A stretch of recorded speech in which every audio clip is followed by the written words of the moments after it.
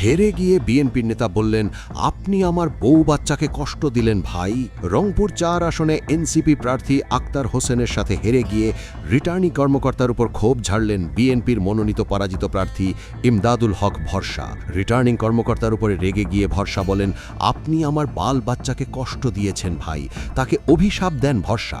আমার বউ বাচ্চাকে আপনি কষ্ট দিয়েছেন, আমার বউ বাচ্চাকে চোখের পানি আপনি পাইছেন, আল্লাহর তরফ থেকে আপনার বিচার হবে। বলেন, আপনি আমার ফলাফল ছিনতাই করেছেন, এর জবাব আল্লাহর তরফ থেকে পাবেন।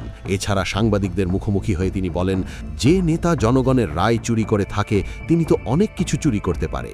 মূলত এই কথাগুলো তিনি বিজয়ী প্রার্থী আক্তার হোসেনকে উল্লেখ করে বলেছেন। এছাড়াও তিনি ভোট পুনরায় গণনা করার দাবি জানান। তার দাবি, ভোট গণনার সময় কারচুপি করে প্রশাসন ফলাফল বদলে দিয়েছে। আসনটির ভোট পুনর্গণনার দাবিতে গতকাল কাউনিয়া ও পীরগাছা উপজেলার কয়েকটি স্থানে বিক্ষোভ এবং অবরোধ কর্মসূচিও পালন করেছেন ধানের শীষের কর্মী সমর্থকেরা।